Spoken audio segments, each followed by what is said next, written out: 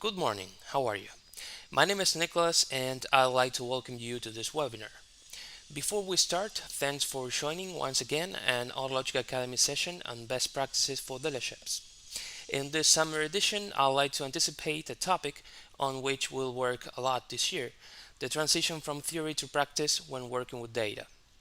Before moving forward, I remind you that we'll be sharing this information at the end of the webinar, and you'll also receive a brief survey so we can have your feedback and you can let us know if you'd like more information about our DMS to arrange a talk. As you know, we develop and market Autologica Sky DMS, the management system for dealers, and over the past few years, we focused on converting all the information generated daily into data, graphics, and dashboards that summarize information and become the platform from which to propose and perform concrete actions.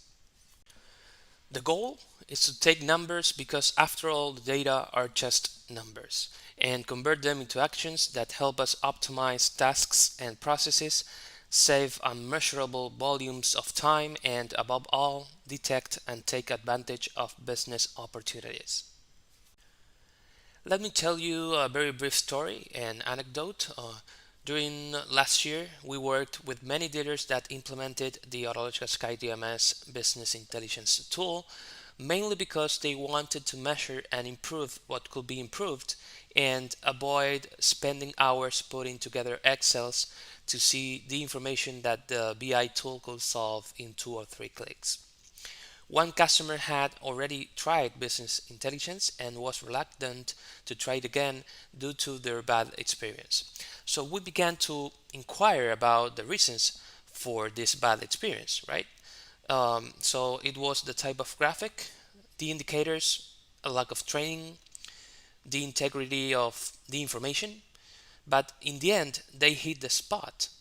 They had so much information to analyze that they had never been able to focus on anything. It's like they gave us a map of the stars.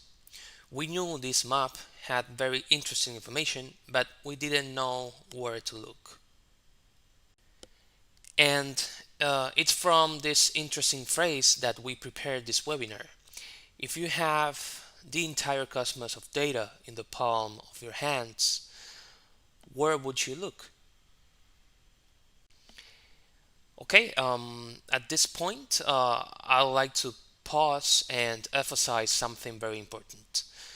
The will to evolve, to adopt innovation, and to understand that it's challenging to keep up with the industry if the change is not accepted.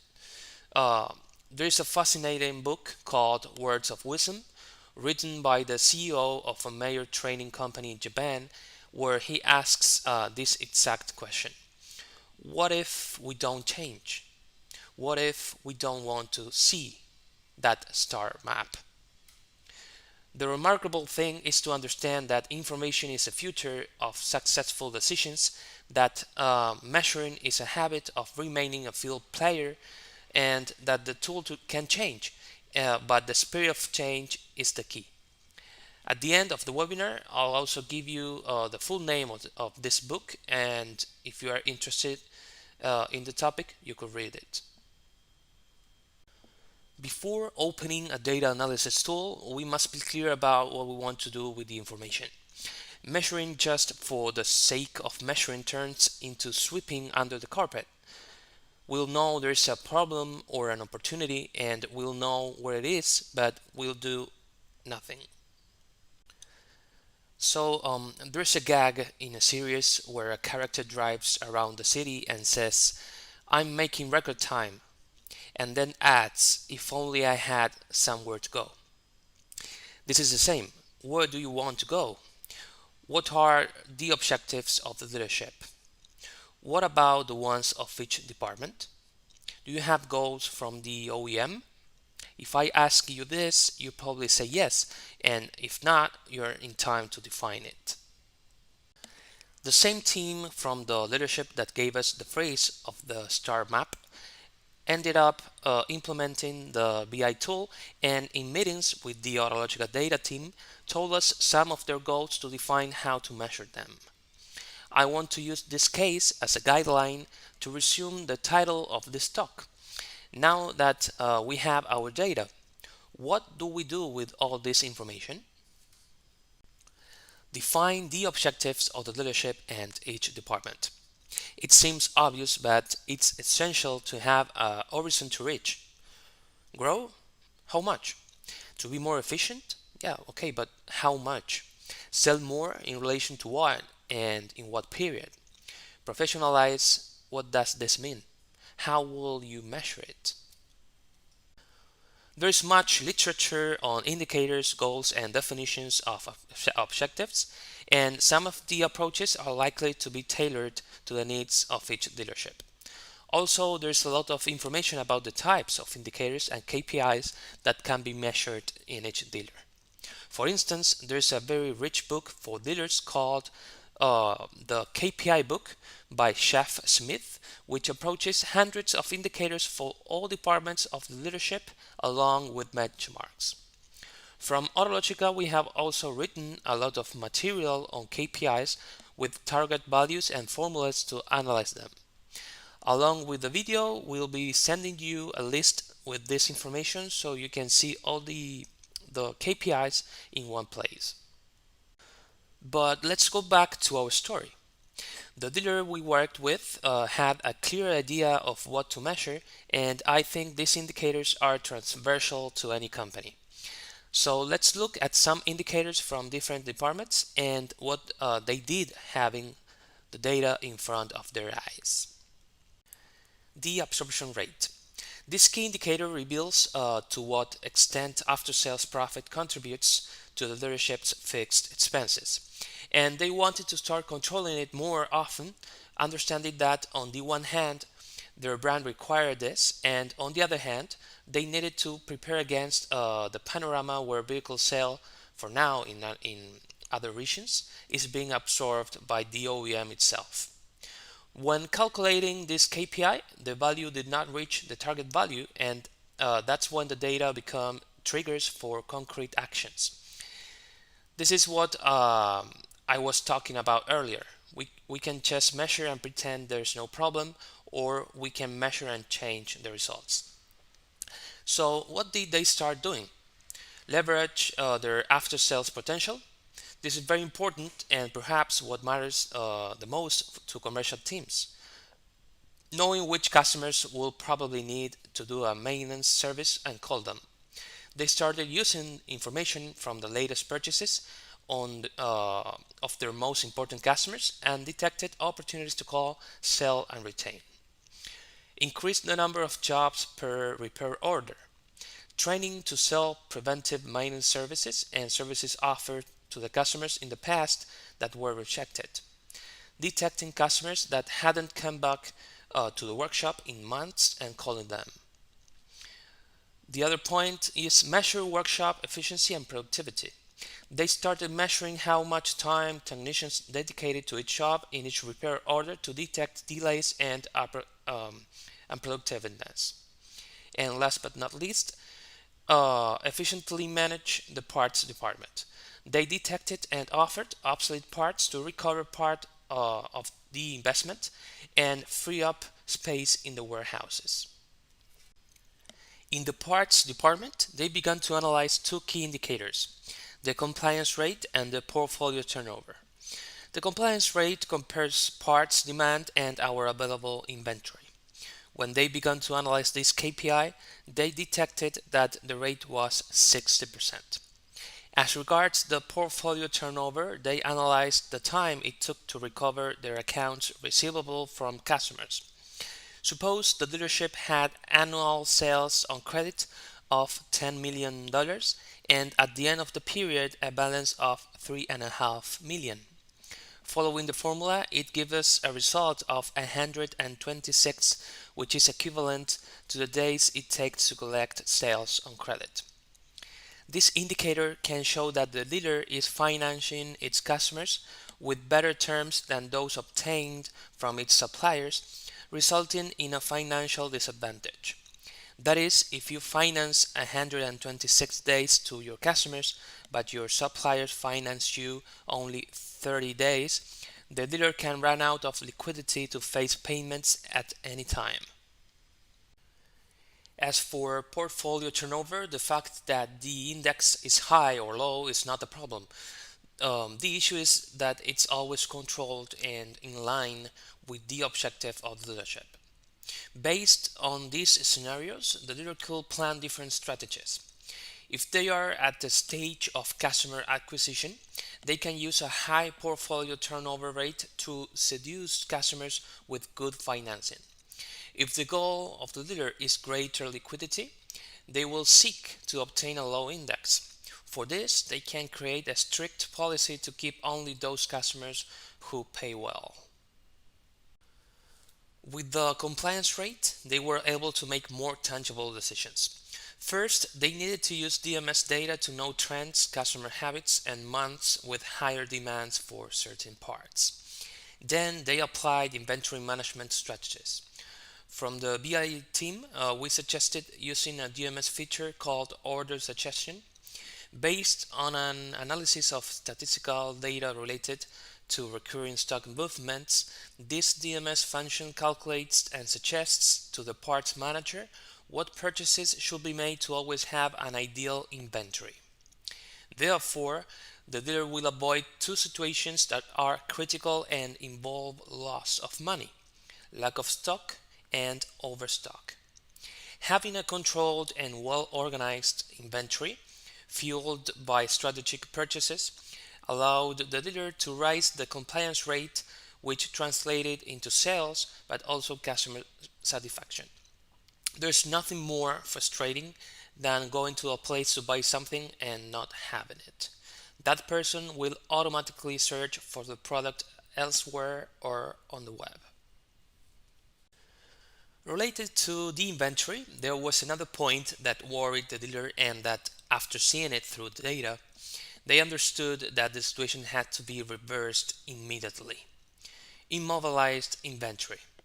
As you know, parts can be classified according to their activity, that is, according to the frequency with which they were sold. For example, parts with high activity if they were sold 1 to 6 months ago, parts with medium activity if they have not been sold in 6 to 12 months, and parts with low activity or obsolete if they have not been sold in more than a year. So, what was the real problem here? Monetizing it, the problem was evident. The parts inventory was $3 million, 25% of which was classified as immobilized inventory. Considering a basic 5% return on investment, the dealer was failing to earn 37,500 a year dollars. From this information, along with smart purchases, the dealer focused on having the habit of constantly monitoring the status of the inventory, creating promotions to offer those parts without activity for many months, and oiling the processes to deliver back orders to customers so that those parts did not have to pass through the inventory physically, bulking the place, but were quickly removed or delivered to each customer. Now that I mentioned the habit of measuring and to cut with so many indicators for a little while, I would like to focus on this point: the data in the daily life of any manager, owner, or user. Sometimes people think they need to be an expert to use data, but they don't. Of course, you need to know more about the subject to do super deep analysis, but to detect problems or opportunities, measure objectives, control key indicators, and other very powerful actions, this is not necessary. We return to the example of the star map. It can be incomprehensible at first glance, but once you know where to look, how to look, and what to do with the information, it becomes essential. For dealers who are implementing Autologica Sky DMS as their management system and venturing into the world of data it offers, we encourage the early adoption of these habits because, as we have explained, the difference between a dealership that uses data in an intelligent way and one that doesn't is huge. And don't fear data, because as in other practices, it's through training and daily work that you acquire the agility to use them. And once you learn, it's like riding a bike. You don't forget it. Let's see one more topic that can be interesting for vehicle sales: monitoring OEM objectives. Because even though vehicle sales still suffer in many regions, it continues to be a department that drives a large part of the business and therefore requires constant monitoring. The sales team already measured many indicators, but they did so by cross checking files, asking for a lot of information by email, asking if they were using the latest versions, and a long list of more delays that may be familiar to you. What they achieved was to automate many key indicators, reduce control time, and incorporate them into an orderly, daily, and reliable monitoring habit to improve the result of the department. Profit margin. This KPI is key to knowing the profit of each sale and thus detecting which units are more profitable. This indicator can be contrasted with the acceptable minimum performance defined by dealership management. Lost sales. It's vital to know how many opportunities are lost along with the reasons. A potential customer that is lost is very difficult to recover, and this indicator is not measured. You may be lost in many opportunities. So we have to do it. We must do it. Conversion cycle. This is a typical CRM indicator and measures the time between a lead becoming an opportunity and an opportunity becoming a sale or a lost. It's essential to measure the salesperson's response time and to analyze the average closing time of deals. Stock aging. What happens with unsold vehicles? Unsold vehicles degrade in value over time and generate warehouse and insurance costs. The sales manager should start analyzing the stock aging report to detect which vehicles are not selling. With this information, they can apply vehicle promotion strategies, showroom restructuring, etc. Aftermarket potential per unit sold. This indicator measures the size of the secondary market generated by each new vehicle sold. Your sales staff must be able to detect opportunities to sell accessories and upgrades in each new unit. In addition, after sales must exploit the aftermarket potential of each vehicle. By having access to all this information every day and relying on the veracity of data, as in other two departments, they were able to adopt a management strategy based on the thousands of data generated daily. This translates into several benefits. First, aligning with the main market trend. Data intelligence come to stay many years ago, and every day becomes more essential to understand the present and act ahead of the future. Secondly, you can know the status of the business without having to cross-check reports or access different locations. A DMS with data like Autologica Sky DMS already has an app version to view if the goals and objectives are being met from anywhere. Thirdly, we are more prepared for the future because we can analyze trends and predict situations that, with more or less variation, will recur every day. In recent years, in which month do you have the highest demand for parts? It's likely to happen again this year, and so you should be prepared for this. And finally, it saves time. Hours and hours and hours that are replaced by a few clicks and let you spend time on more important and productive tasks. Alright, basically I explained a day at the dealership that uses their data intelligently, something that, as I told you, is not impossible and is also necessary. As I read the questions you have already left, I remind you that we'll send you this video along with other interesting material that you can take advantage of to implement in your companies. For those who are not Autologica customers and want to know more about the DMS, We can coordinate the online demo without obligation, so you can see the system inside, raise your needs, and discover how the system solves them. You can request a demo in the survey or contact us at info@autologica.com and we can start talking. Okay, let's go with the questions. Let me see.